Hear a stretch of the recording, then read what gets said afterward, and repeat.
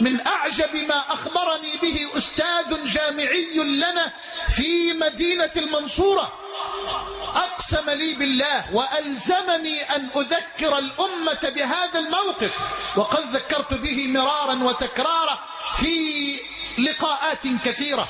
أقسم لي بالله أنه ابتلي بمرض في قلبه، أسأل الله أن يشفي مرضانا ومرضى المسلمين. ابتلي بمرض في قلبه، قال وأصرت الأسرة أن أسافر إلى لندن للعلاج. قال وهنالك في لندن قرر الأطباء بعد الفحوصات الأولية قرروا جراحة عاجلة لتوسيع شريان من الشرايين الخطيرة أو المهمة، وقالوا بأن الجراحة عاجلة وإلا فحياتك معرضة لخطر حقيقي. قال لي هذا الأستاذ الجامعي، فتفكرت وما كنت أتصور أن الأمر كبير إلى هذا الحد.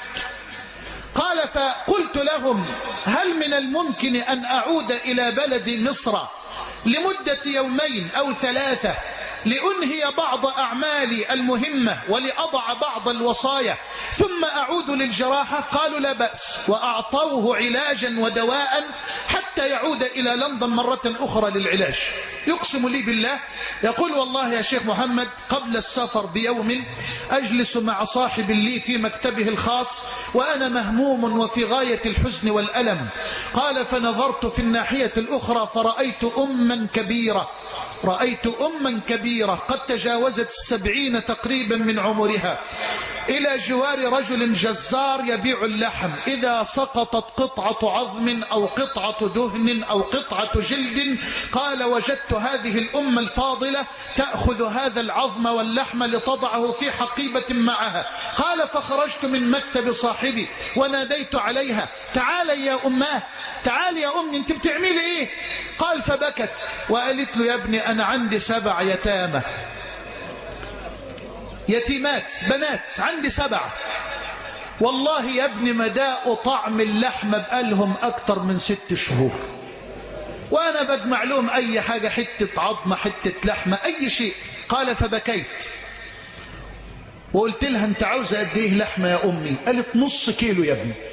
قال نص كيلو ل7 بنات ل7 يتيمات؟ نص كيلو. قالت نص كيلو، عاوزة نص كيلو بس. قال فبكيت، نص كيلو احنا كل يوم بنرمي لحمة في الزبالة أو في سلة المهملات، نص كيلو ل7 بنات يتيمات.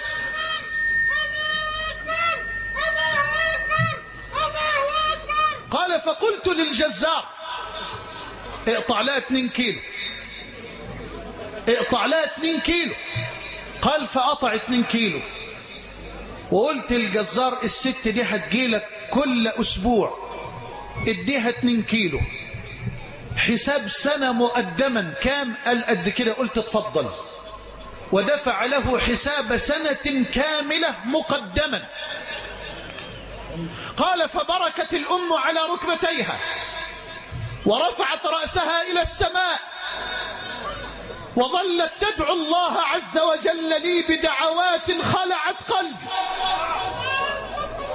قال فعدت إلى صاحبي وأنا أبكي لكنني أشعر بفرح يملأ قلبي بعدما كنت أشعر بهم وحزن لا يعلمه إلا الله. قال ثم عدت إلى بيتي وطرقت الباب ففتحت لي ابنتي الجامعية ونظرت إلى وجهي فقالت ما شاء الله أراك سعيدا يا أبي وأراك فرحا مسرورا، ما الذي حدث؟ قال فذكرت لها ما حدث. قال فبكت ابنتي هي الأخرى ورفعت رأسها إلى السماء وقالت يا رب اللهم أسعدنا بشفاء والدنا كما أسعد المرأة وبناتها. قال والله يا شيخ محمد لو قالوا لي في نفس اليوم فيه بيت بيتهد وعاوزينك تهده ههده، وأنا مريض القلب أشعر بقوة ونشاط وسعادة، لكن الأسرة أصرت أن أسافر إلى لندن لإجراء الجراحة. قال وهنالك في لندن بكيت وكأني لم أبكي في حياتي من قبل. قلت ماذا حدث؟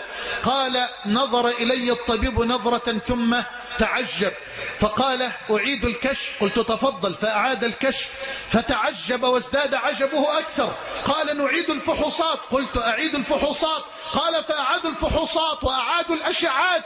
ثم صرخ الطبيب في وجهه وقال ماذا صنعت؟ قال ماذا؟ قال الشريان الذي كان يحتاج إلى توسعة اتسع، لا يحتاج إلى جراحة. ماذا صنعت في هذه المدة؟ قال فبكيت وقلت تاجرت مع الله جل وعلا فأكرمني الله عز وجل وشفاني الله عز وجل.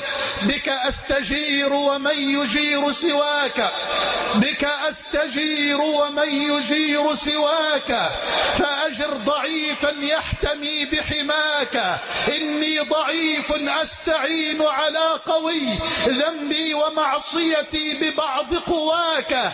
أذنبت يا ربي وقادتني ذنوب ما لها من غافر إلاك. دنياي غرتني وعفوك شدني، دنياي غرتني وفضلك شدني، دنياي غرتني وكرمك شدني. ما حيلتي في هذه أو ذاك؟ لو أن قلبي شك لم يك مؤمنا بكريم عفوك ما غوى وعصاك. رباه